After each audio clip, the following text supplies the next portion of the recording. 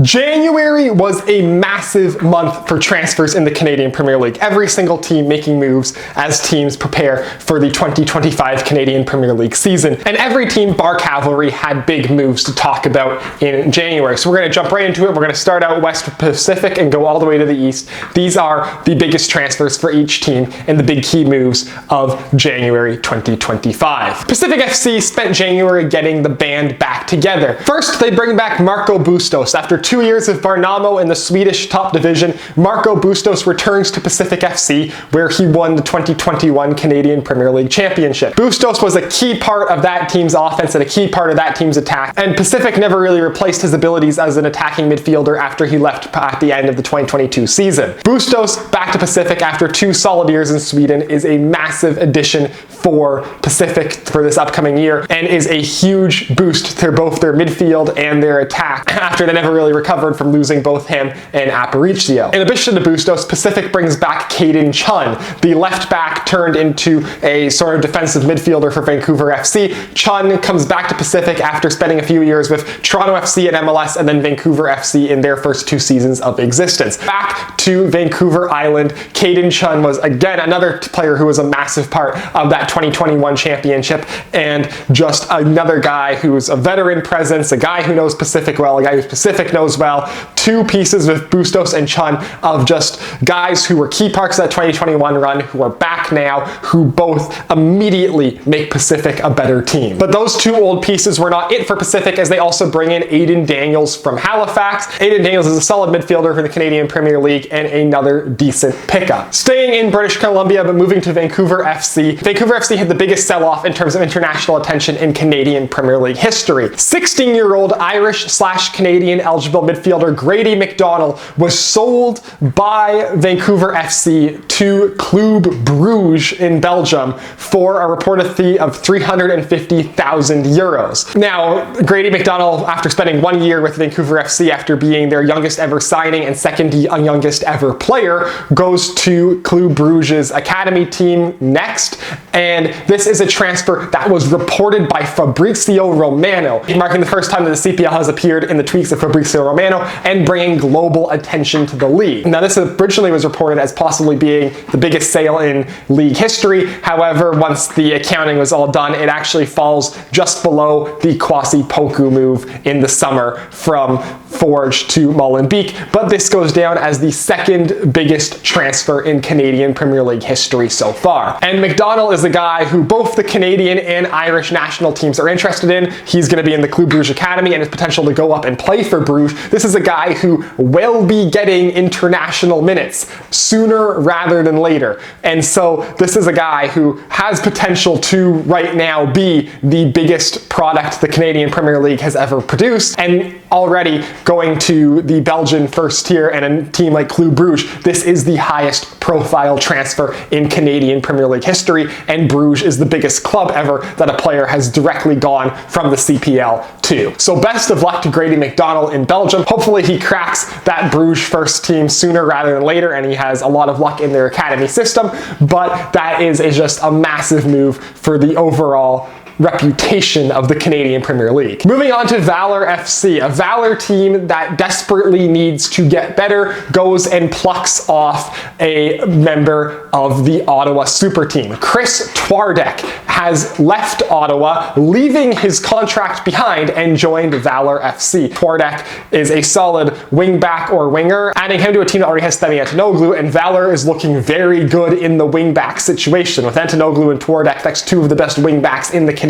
Premier League. A good pickup for a Valor team that is getting better and is looking to be competitive this season, and that's the type of signing you make if you are serious about pushing for a playoff spot. And Kris Twardek going to this Valor team where he's going to be a key contributor, an important player. I think he's the type of guy who will thrive better on a team where he has a key role. So good pickup for Valor, and we could see Twardek thrive this season in Winnipeg. To Forge FC. Now, Forge made most of their big signings in January as they ramp up for making a proper run at Monterrey in the CONCACAF Champions Cup in February. Forge started off the month by bringing in 2024 Player of the Year award winner Brian Wright. Brian Wright, coming from rival York United, instantly fixes a problem Forge had, and that is after Kwasi Poku was sold off at the end of the 2023 season, they never replaced him and got a true bona fide number 9 striker to replace him. Kwasi Poku temporarily filled that gap, but was too good and got sold off mid-season, and for the entire back half of Forge's season, they did not have a true striker, and it showed the offense was just not where it was when they had Pasillas and Poku in that role beforehand.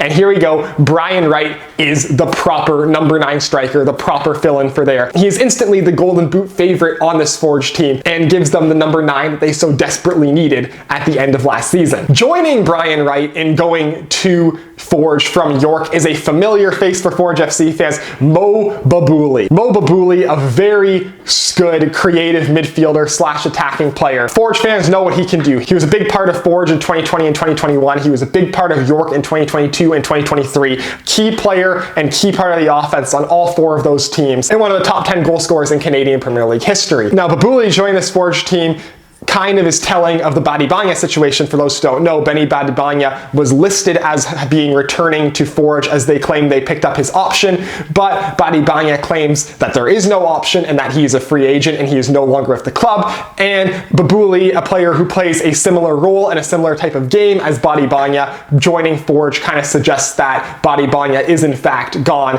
as it doesn't really make sense for a team that already has Tristan Borges and already has a striker in Brian Wright to have both Benny Badibanya and Mo Babouli on the roster, as they are 2 quite similar players. So the incoming of Mo Babouli probably signals that Badibanya is in fact gone. And a third massive inter-CPL addition to Forge this offseason was Dan Nimick. Dan Nimick has been an outstanding defender for the Halifax Wanderers the past 2 seasons. He probably has been their standout player the last 2 seasons. And now he joins a Forge team, which this is again another situation of Forge filling a spot in 2025 that was abandoned at the end of the 2023 season. As we all know, at the end of the 2023 season, manager Car James left Forge FC to go join Alajuelense in the Costa Rican League, and Forge never really replaced him, relying on Garvin Metusala and Alexander Isiah Johnston to fill out their back ends. And well, that worked very well for Forge last season. In the playoffs especially, it was obvious that they were not the same dominant squad that they were when they had manager Car James and previously Daniel Kretzen on the back end. Dan Nimick gives them that manager Car James replacement. And Dan Nimick is again a center back who's also a penalty specialist, which brings Daniel Kretzen, who was a massive part of Forge up until the end of the 2022 season. And with the players they've kept, Forge last season with Brian Wright and with Dan Nimick easily walks over Cavalry and wins the CPL finals. Bringing in Dan Nimick and bringing in Brian Wright, those were the 2 main issues they had in 2024, was that they did not replace manager Car James and they did not replace Ruben Pasillas. Those 2 have both well been replaced this season with with one of the best strikers and one of the best center backs in the Canadian Premier League.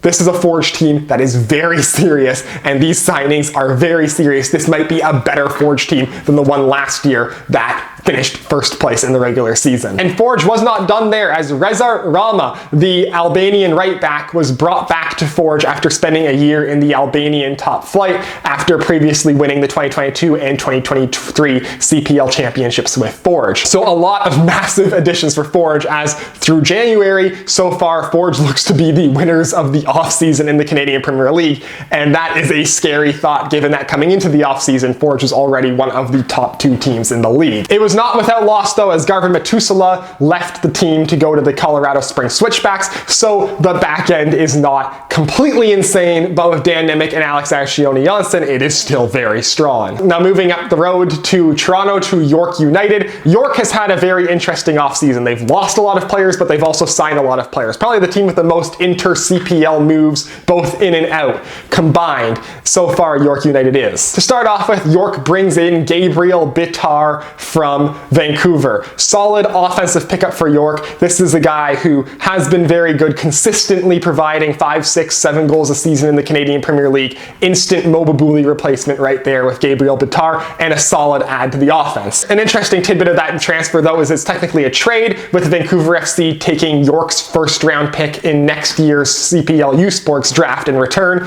Not a huge fan of the U Sports draft in general, or trading U Sports draft picks. I find it very MLS, but just an interesting part of that transfer. Next, York acquired another player from a BC team. They brought in Steffan Yeates from Pacific FC, a player who they paid a transfer fee for, which is interesting for a transfer fee being played in an inter-CPL transfer. But Yeates is a former TFC Academy guy from the Greater Toronto area, solid midfielder in the Canadian Premier League, and a solid pickup for York to get him out of Pacific and onto the York team. That is a very solid addition to the York midfield, which mostly has stayed the same from what it was last season. That wasn't the end though, as York also signed Luke Singh, who finally his contract with Toronto FC has ended, so he's officially a free agent, no longer on loan to the Canadian Premier League like he has been the past few seasons. Luke Singh is now a fully contracted Canadian Premier League player with York United, a solid addition to a York defensive group that is already very strong. And Luke Singh is just another veteran defender, veteran center back with a lot of experience in the Canadian Premier League added to what is already a pretty strong York defense. So York gets Singh from Ottawa, but they lose a defender the other way as Noah Abatneh goes to Ottawa from York. Now, Abatneh is a big loss for York United. The 20-year-old center back was a very promising player the past season for York. The minutes he was getting at 19 years old as a center back were a lot, and York relied on him a lot, and he did not fold under the pressure, and he performed very well and ended up being a finalist for the U21 Canadian Player of the Year award in the Canadian Premier League last season. So now Ottawa goes and adds a very promising young center back to their team in a style very similar to how they got Matteo De Brienne last season before they sold him off. This is like another stepping stone for Abatneh as he goes to a more respected team in the Canadian Premier League than York United, and he will definitely be a key contributor to this Ottawa team this season, as he will definitely take Luke Singh's spot in the back end. And he's a guy who every season with his development, he's just getting better and better and better. Great pickup for Ottawa, as Abatneh should take another step to his game this season, and he's still young enough to challenge for the U21 Player of the Year award, which he very well might win should he play a lot and Ottawa have another top 3 season. Now, despite gaining Noah Abatneh, Ottawa lose Ruben Del Campo, the international striker, as he leaves Canada altogether and goes to UCAM Murcia in the Spanish top flight. Now, Del Campo finished with 11 goals last season, one behind Tobias Warszewski for the Golden Boot, so that is a striking presence and an offensive presence that Ottawa is going to miss, and keep an eye out as they might very well be replacing him with a high-profile striker signing. And finally, the Halifax Wanderers, they have signed midfielder Isiah Johnston, a familiar name to CPL fans. Isiah Johnston spent 3 years of York between 2020 and 2022 before leaving at the end of the 2022 season to go to Nashville SC's MLS Next Pro team, Huntsville. After 1.5 seasons of Huntsville, he went to Loudon United in the USL Championship, and after half a season there, he is now back in the Canadian Premier League with the Halifax Wanderers. Big signing for the Wanderers, as he is a very solid addition to their midfield and will be a very strong midfield pick for them this upcoming season. 23 years old, so he's still young and still has time to develop. However, his attempt to break into MLS via the MLS Next Pro route didn't seem to work, as he's back in the Canadian Premier League now, but once touted as a very promising young midfielder, he still is promising. He's not quite as young, but he still has a lot of room to develop and grow as a player.